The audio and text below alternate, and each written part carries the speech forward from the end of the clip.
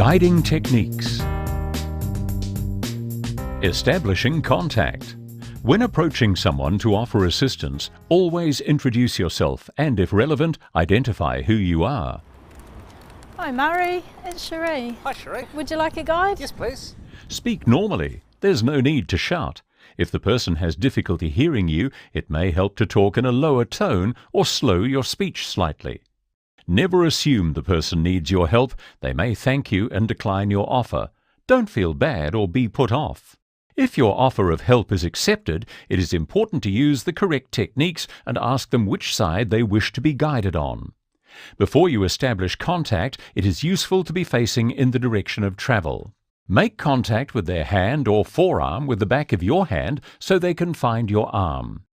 They will slide their hand up your arm and establish a grip just above your elbow. Their fingers will be on the inside of your arm with their thumb on the outside.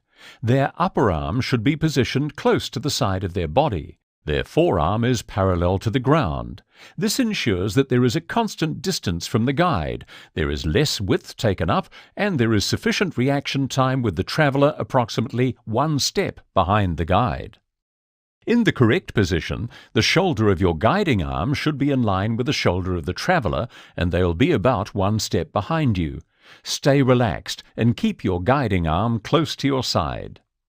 You should check with the person being guided what their preferred walking pace is, and agree on a walking speed that suits you both.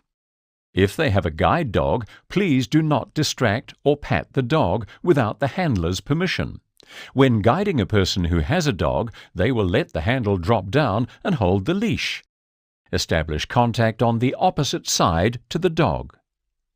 Some people may require more support when being guided and may loop their arm around your guiding arm and over the forearm.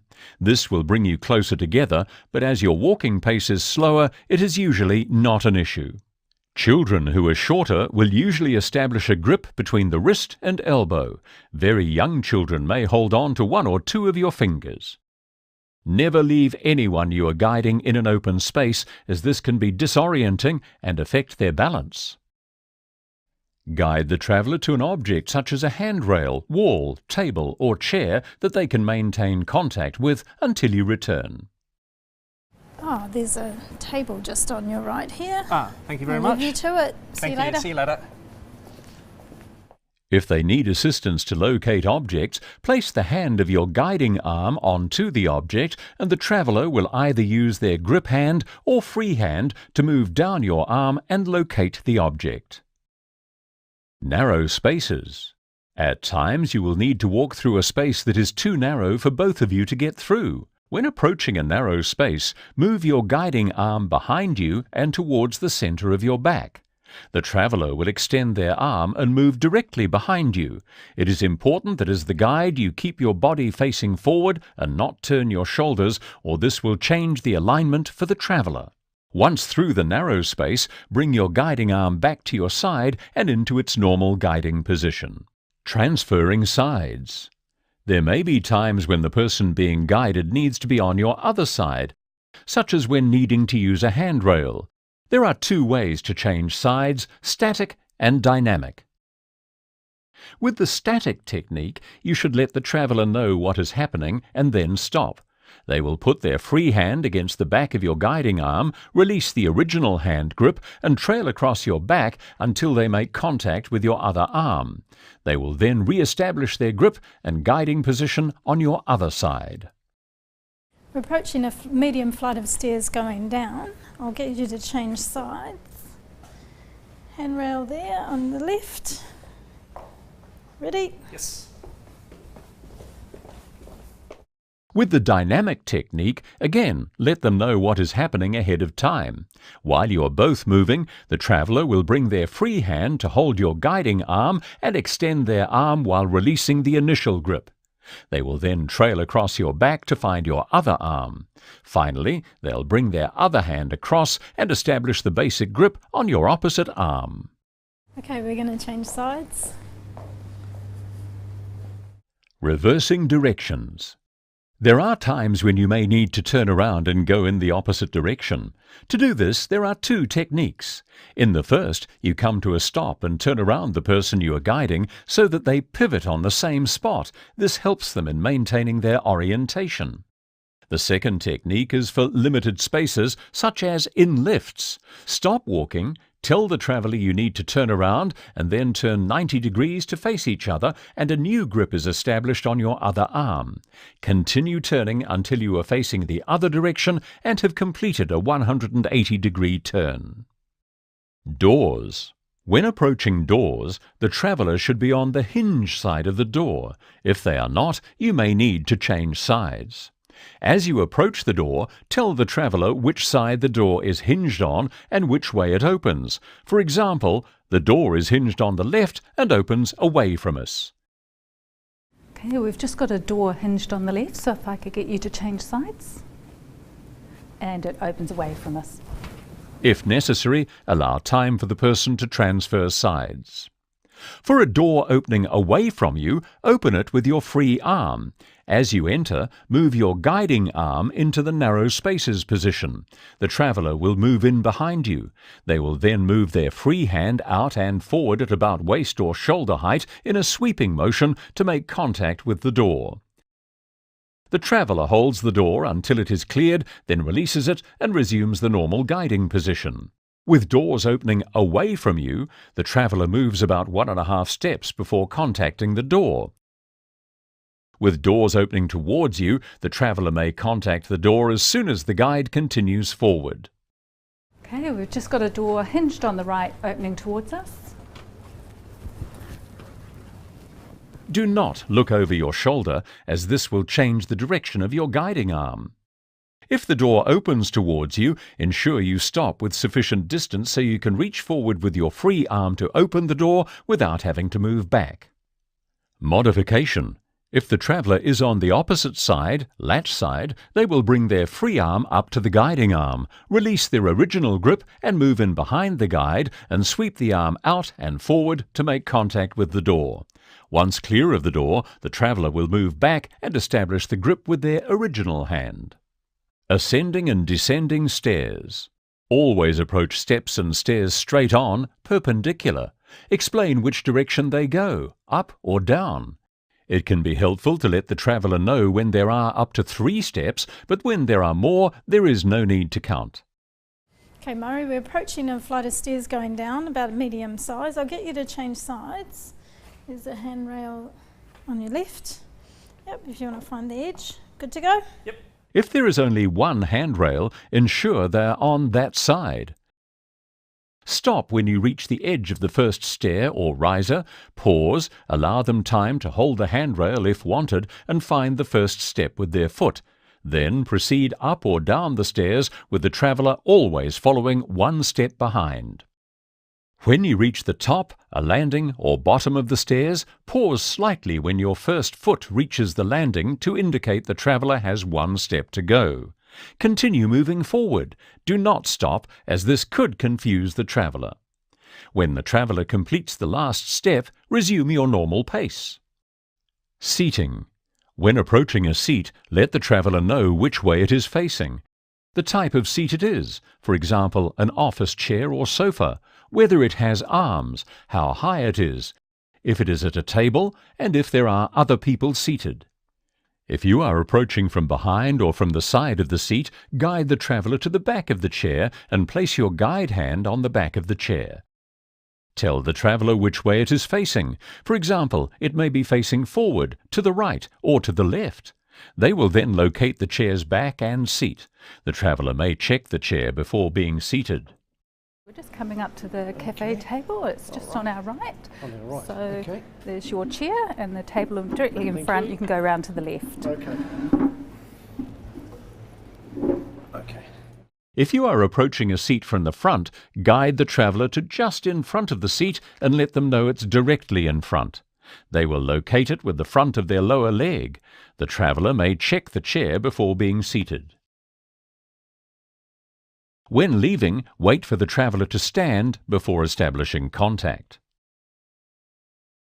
In an auditorium or where there are rows of seats, a modified narrow space technique is used. Walk down the aisle to the appropriate row. Pause, and the traveller aligns themselves alongside the guide. Either the guide or the traveller can start to sidestep into the row, keeping close to the seats in front. If there are suitable seats in front, the traveller can trail the seats with their free hand. The traveller maintains contact with the guide by keeping their original grip. Stop when the traveller is in front of their seat. Here we are in the auditorium, Chris. We Okay. just got a landing and stairs, so Yep. 2 down and another landing. Yep. Okay, good. And this is our row, Okay. so we're just going to come sideways. Yep. And there's About a here? seat behind you. Okay, Yep. good. Perfect seating. Good view for you? It is a good view for me. Yep. When leaving, the traveller may choose to exit the row first, or you may need to step across in front to guide them out. Okay, that was a great lecture, Chris. Yeah, it was Time to good go. today. Yeah. Yeah, It's a okay. bit narrow, so if Yeah. you go out before me trailing the table edge. Okay.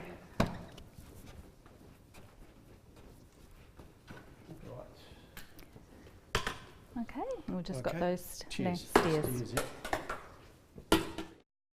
Accepting or refusing assistance. If a traveller does not need any assistance and their arm is taken by a person offering help, the traveller will release their arm by pulling it across their body towards the opposite shoulder to break the grip.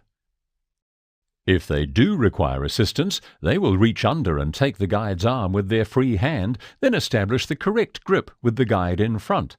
At all times, the easiest way to know whether they need assistance is simply to ask first. Oh, hi. Do you want a hand crossing the road? Yes, please. Just let me take your elbow. Sure. Guiding two people. To guide more than one person, the second traveller is guided by the first traveller using the basic grip. Please remember that when guiding two people, it is important that you allow time for information to be relayed to the second traveller, particularly for narrow spaces and object negotiation. Wheelchair guiding. Always introduce yourself before pushing someone's wheelchair and explain where you're going. Do not talk over the back of the person in the wheelchair. Come to the side or the front. Determine with the person you are guiding how best to communicate information. If physical contact is required, such as touching their shoulder, ensure they are okay with this. Oh, hey Michelle, it's Shirley. How are you? Good, thank you. Would you like a guide to the meeting room today? Yes, please. Okay, are you happy for me to talk behind you, or do you want me to come around and stop if we need to talk? Behind me is fine. You can Okay, talk. cool. Shall we get going? Yeah, yes, please. Try not to talk too much and take your time, especially when describing landmarks and clues. When making turns, try to use 90-degree turns to assist with orientation. Avoid using the footrests to push doors or pulling the wheelchair backwards. When using lifts, make sure they're facing the same direction as everyone else. And if you are unable to turn the wheelchair within the lift, check first with the traveller if they are okay with your backing the wheelchair in. Use consistent routes, and when you leave, make sure the traveller is at their destination or knows where they are. Guiding people who are deaf-blind. Before offering assistance to a person who has a dual sensory loss, let them know you are there by approaching from a direction where they will see you best. They may not be able to hear you, and you may need to use touch. Identify who you are and ask them if they have better hearing in one ear. Guide them on that side if you can. Hi Maria, it's Cherie. Hi. How are you? Good. I'm here to assist you to the gym. Okay. Is there a side that you can hear better from? My left side. Okay, I'll come to that side. Work out your communication strategies ahead of time and, if you need to, stop walking to communicate. When indicating narrow spaces and changing directions, you may need to slow your movements to allow time for the traveller to change their position. To change sides, it may be best to use the narrow spaces technique and communicate through touch that you want them to change sides by reaching across with your free arm to make contact with the traveller's grip hand. This indicates to the traveller to change arms. At stairs, make your pauses very clear. You may need to give more tactile information to indicate the presence or direction of stairs, or use a more exaggerated movement as you take the first step. To indicate the location of the handrail, use your guiding arm as in the standard technique, or if more assistance is needed, guide their free hand with yours underneath to the rail. Never grab the traveller's hand. Cars. When walking towards a vehicle, explain which way the car is facing and which door you're leading the traveller to. Put your guiding hand on the door handle so they can trail down your arm and enter the vehicle by themselves. Don't open the door unless the traveller asks you to. Hi Laura, it's Cherie, you ready to go? Yes. Awesome. Thank you. Okay, so the car is facing front to the left. We're going to the front door. Here's the door handle. Thank you. All right.